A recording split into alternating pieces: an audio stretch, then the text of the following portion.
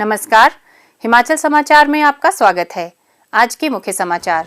मुख्यमंत्री ठाकुर सुखविंदर सिंह सुक्खू ने की राजकीय डिग्री कॉलेज संजौली के वार्षिक पारितोषिक समारोह की अध्यक्षता।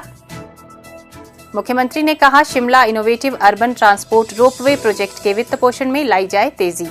और अब समाचार विस्तार से। मुख्यमंत्री ठाकुर सुखविंदर सिंह सुक्खू आज अपने पुराने महाविद्यालय पहुंचे। राजकीय डिग्री कॉलेज संजौली के वार्षिक पारितोषिक समारोह की अध्यक्षता करते हुए मुख्यमंत्री ने कहा कि विद्यार्थियों को वैश्विक चुनौतियों के अनुरूप तैयार करने के दृष्टिगत प्रदेश सरकार शिक्षा के क्षेत्र में महत्वपूर्ण सुधारों की दिशा में आगे बढ़ रही है।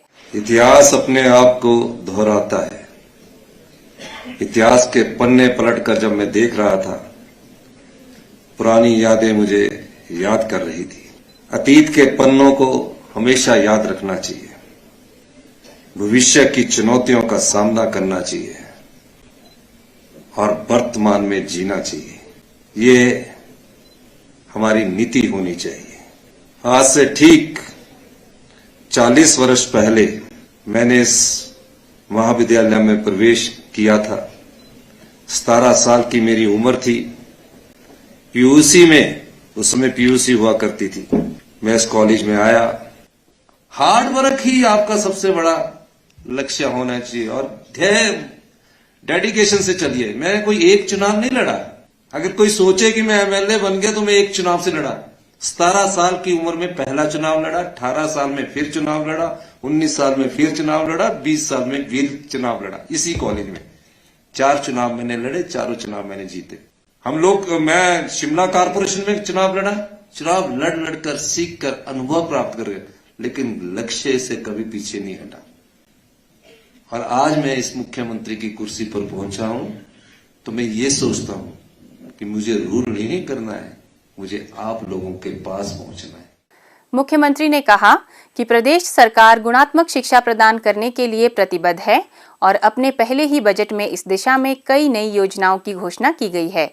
मुख्यमंत्री ने अध्ययनरत विद्यार्थियों की सुविधा के लिए संजौली महाविद्यालय में उत्कृष्ट अधोसंरचना स्थापित करने के लिए 5 करोड़ रुपए प्रदान करने की घोषणा भी की।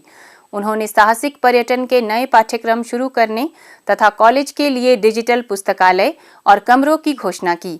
उन्होंने अगले शैक्षणिक सत्र से एमए अर्थशास्त्र और लोक प्रशासन की कक्षाएं शुरू करने, महाविद्यालय में करियर काउंसलिंग केंद्र और जीआईए रिमोट सेंसिंग पाठ्यक्रम शुरू करने की भी घोषणा की। मुख्यमंत्री ने कहा कि इस महाविद्यालय के कई विद्यार्थियों ने अध्यापकों के कुशल मार्गदर्शन, कड़ी मेहनत तथा समर्पण से न्यायिक, राजनीति और प्रशासन सहित विभिन्न क्षेत्रों में उत्कृष्ट स्थान हासिल किया है।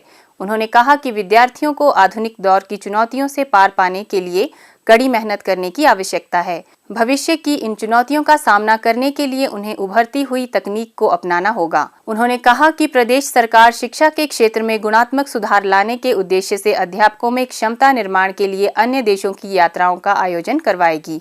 युवाओं को सरकारी और निजी क्षेत्र में रोजगार के बेहतर अवसर प्रदान करने के लिए नए तकनीकी पाठ्यक्रम शुरू किए जाएंगे। उन्होंने कहा कि प्रदेश सरकार 20,000 मेधावी छात्राओं को ई स्कूटी खरीदने के लिए 25,000 रुपए की सब्सिडी प्रदान करेगी। गरीब विद्यार्थियों को 1% ब्याज दर पर व्यावसायिक पढ़ाई करने के लिए ऋण उपलब्ध करवाया जाएगा। यह सभी सुविधाएं आगामी वित्त वर्ष से मिलने आरंभ हो जाएंगी। मुख्यमंत्री ने कहा कि बजट में समाज के प्रत्येक वर्ग, विशेषकर वंचित और कमजोर वर्गों का ध्यान रखा गया है। उन्होंने कहा कि यह बजट प्रत्येक व्यक्ति के जीवन में अभूतपूर्व सकारात्मक बदलाव लाएगा और आगामी समय में शिक्षा और स्वास्थ्य के क्षेत्र में क्रांतिकारी परिवर्तन आएंगे।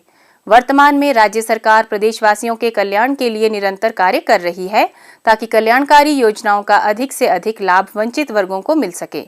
उन्होंने कहा कि हिमाचल को आगामी 10 वर्षों में देश का आदर्श एवं उन्नत राज्य बनाने का लक्ष्य रखा गया है और इसके लिए व्यवस्था परिवर्तन के साथ साथ कार्य करते हुए बड़े बदलाव लाने की आवश्यकता है।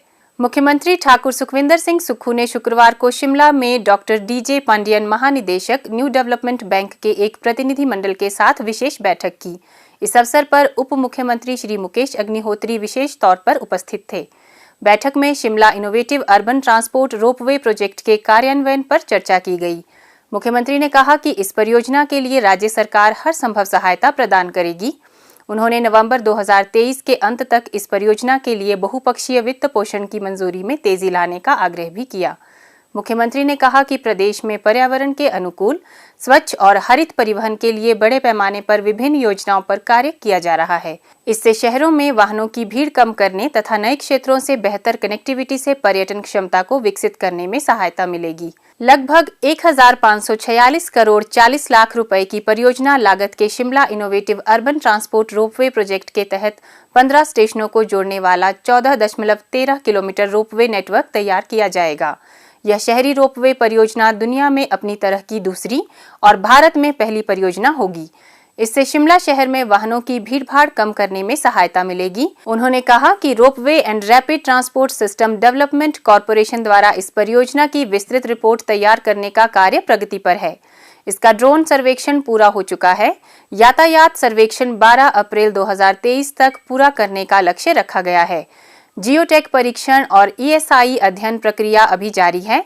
विस्तृत परियोजना रिपोर्ट का कार्य 30 जून 2023 तक पूरा होने की संभावना है।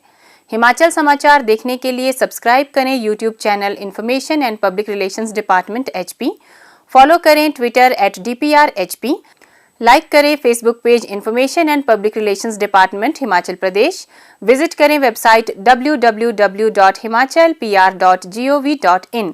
इस अंक में इतना ही। कल फिर होगी मुलाकात। दीजिए इजाजत। नमस्कार।